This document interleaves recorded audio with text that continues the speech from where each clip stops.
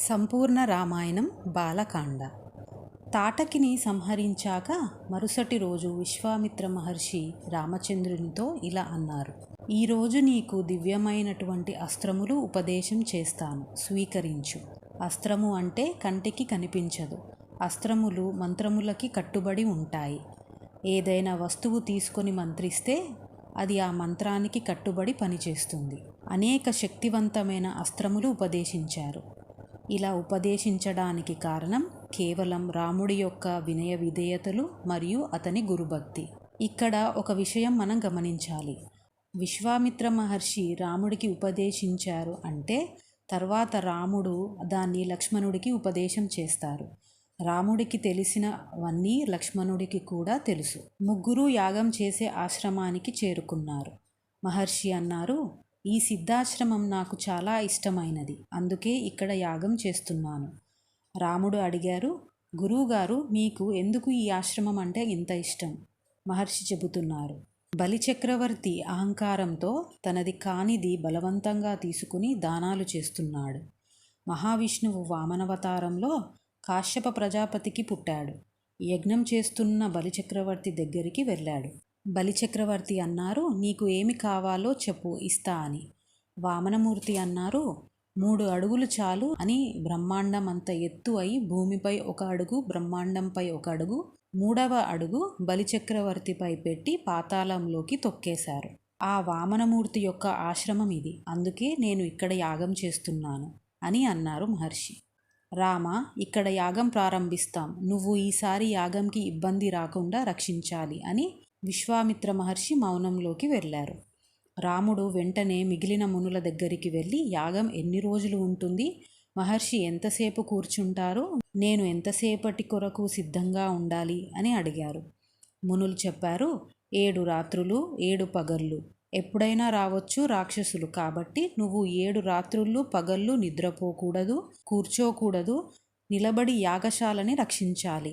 రాక్షసులు ఎక్కడి నుంచైనా రావచ్చు, కాబట్టి కనబడితే బాణం వేసేలా సిద్ధంగా ఉండాలి అని అన్నారు. అలా యాగం మొదలయ్యింది. చాలా జాగ్రత్తగా రామలక్ష్మణులు కాపు కాస్తున్నారు. 6వ రోజు హోమగుండంలోని అగ్ని పెద్దగా పైకి ఎగిరి కిందకి దిగింది. రాముడు లక్ష్మణుడితో అన్నారు, ఏదో ఆపద వస్తుంది అని. అన్ని దిక్కులా చూస్తున్నారు. ఆకాశంలో మారీచుడు, సుబాహు అనే 2 రాక్షసులు పెద్ద పాత్రలో ఉన్న రక్తాన్ని పోయబోయారు. రాముడు లక్ష్మణుడితో ఇలా చెబుతున్నారు, అదిగో వాడే మారీచుడు, వాడిపై నేను మానవాస్త్రంతో కొడతా. దీనివల్ల వాడు స్పృహ తప్పి గిరికీలు కొడుతూ 100 యోజనముల దూరం ఉన్న సముద్రంలో పడతాడు అని అస్త్రం ప్రయోగించారు. ఆగ్నేయాస్త్రం తీసి సుబాహు గుండెపై కొట్టాడు. సుబాహు దూరంగా ఉన్న అరణ్యంలో పడి చనిపోయాడు. తర్వాత వచ్చిన రాక్షసులందరినీ వాయు అస్త్రంతో కొట్టారు. వాళ్ళు దూరంగా పడి చనిపోయారు. అక్కడ ఉన్న మునులందరూ చాలా సంతోషించారు. యజ్ఞం పూర్తి అయింది. విశ్వామిత్ర మహర్షి తన శిష్యులని చూసి చాలా సంతోషించారు. అందరూ రాముడి దగ్గరికి వచ్చి అడుగుతున్నారు, నీకు అసలు మంత్రాలు ఎలా గుర్తున్నాయి? భలే చంపావు. గురువుగారు చెప్పిన వర్ణనని బట్టి వాడు మారీచుడు అని ఎలా గుర్తుపట్టావు అని అందరూ పొగుడుతున్నారు. రాముడు విశ్వామిత్ర మహర్షి దగ్గరికి వచ్చి, గురువుగారు, మీ మాటే మాకు శాసనం, మీరు ఏది చెబితే అది చేస్తాము. మహర్షి రాముడు వినయానికి పొంగిపోయి ఇలా అన్నారు, రామ, నేను మిథిలానగర రాజు అయిన జనక మహారాజు చేసే యజ్ఞాన్ని చూడడానికి వెళుతున్నాను. నువ్వు కూడా నాతో వస్తే బాగుంటుంది, మనం వెళదాం అన్నారు. విశ్వామిత్ర మహర్షి 2 కారణాల చేత రాముడిని తీసుకొచ్చారు. ఒకటి, అన్ని అస్త్రాలు ఇవ్వాలని. రెండవది, రాముడికి సీతాదేవినిచ్చి పెళ్లి చేయాలని. పెళ్లి కొరకు మిథిలా నగరం వెళదామంటే మా నాన్నగారిని అడగాలి అంటారు అని యజ్ఞం గురించి మరియు ఒక విషయం చెప్పారు. మిథిలా నగరంలో జనక మహారాజు యొక్క అంతఃపురంలో శివధనుస్సు ఉంది. అది ఎంతో గొప్పది. రోజు దానికి పూజ చేస్తారు. అది సామాన్యమైన ధనస్సు కాదు, ఒక యజ్ఞంలో దేవతలు ఇచ్చారు. దాన్ని ఎక్కుపెడదామని చాలామంది ప్రయత్నించారు. దేవతలు, గంధర్వులు, అసురులు, రాక్షసులు, ఎవరి వల్ల అవలేదు. ఇంకా మనుషులు ఏమి ఎక్కుపెడతారులే అని అన్నారు. రాముడు గురువుగారితో మిథిలా నగరానికి వెళదాం పదండి అన్నారు. కలిసి బయలుదేరారు. ఆ రోజు రాత్రి శోనా నది తీరంలో విశ్రమించారు. రాముడు ఆ నగరం గురించి అడిగారు. విశ్వామిత్ర మహర్షి ఇలా చెబుతున్నారు, మా వంశంలో బ్రహ్మమానస పుత్రుడైన కుశుడు ఉన్నాడు. ఈయన భార్య పేరు వైదర్భి. ఈయనకి 4 కుమారులు ఉన్నారు. కుశాంబుడు, కుశనాభుడు, అధూర్తరజిసుడు, వసువు. ఒకనాడు కుశుడు నలుగురిని పిలిచి, మీరు నలుగురు ప్రజారక్షణ కొరకు 4 నగరాలు నిర్మించి రాజ్యపాలన చేయండి అన్నారు. కుశాంబుడు కౌశాంబినిని, కుశనాభుడు మహోదయమును, అధూర్తరజిసుడు ధర్మారణ్యమును, వసువు గిరివ్రజమును నిర్మించారు. రామ, ఇప్పుడు మనం ఉన్నటువంటి ప్రాంతాన్ని గిరివ్రజము అని పిలుస్తారు. కుశనాభుడు అనే రాజర్షికి క్రితాచి అనే అప్సర స్త్రీ ద్వారా 9 కన్యలు పుట్టారు. ఆ 9 చాలా అందంగా ఉండేవారు. ఒకరోజు ఆ 9 కన్యలు వనంలో ఆడుతూ పాడుతూ ఉంటే అక్కడికి వాయుదేవుడు వచ్చి ఇలా అన్నారు: మీరు అప్సర స్త్రీకి పుట్టిన మానవ కన్యలు. కొద్ది కాలం తర్వాత మీ సౌందర్యం పోతుంది. మీరందరూ చాలా అందంగా ఉన్నారు. మీరు నన్ను పెళ్లి చేసుకుంటే దేవకన్యలు అయి ఎప్పటికీ ఈ సౌందర్యం ఇలానే ఉంటుంది. 9 కన్యలు ఒకేసారి వెంటనే ఇలా అన్నారు: మాకు మా తండ్రి దైవం. ఆయన ఎవరిని పెళ్లి చేసుకోమంటే వారిని పెళ్లి చేసుకుంటాం. ఇలా అనేసరికి వాయుదేవుడికి కోపం వచ్చి వాళ్ళ శరీరాన్ని వంకర్లు తిరిగేలా చేశారు. వాళ్ళందరూ కదలకుండా కష్టపడి ఎలాగోలా అంతఃపురంలోకి వెళ్ళారు. తండ్రి వాళ్ళని చూసి ఏమైంది అని అడిగారు. వాయుదేవుడు శాపమిచ్చారు అని అంతా చెప్పారు.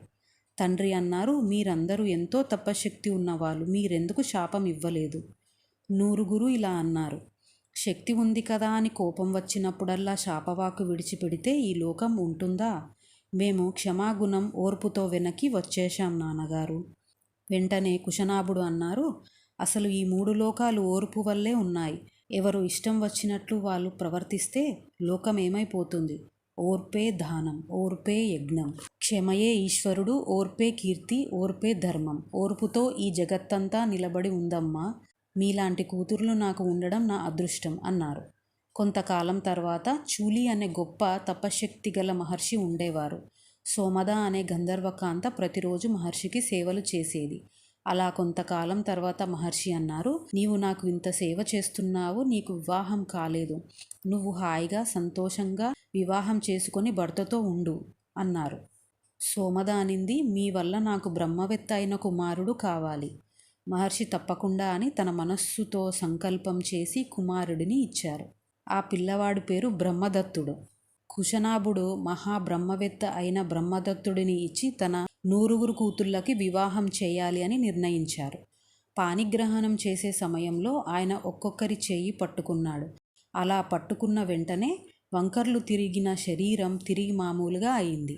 అలా 9 కన్యల వివాహం తర్వాత కుశనాభుడు కొడుకు కోసం పుత్రకామేష్టి యాగం చేశారు.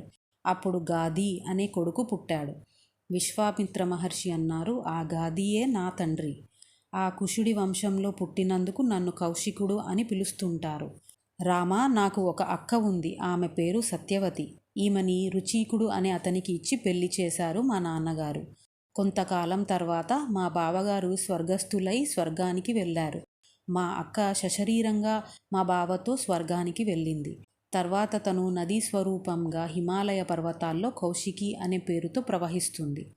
నా ఆశ్రమం కూడా అక్కడే ఉంది. సిద్ధి కొరకు ఇక్కడికి వచ్చాను. రామ, చాలా ఆలస్యం అయ్యింది, త్వరగా పడుకో అన్నారు.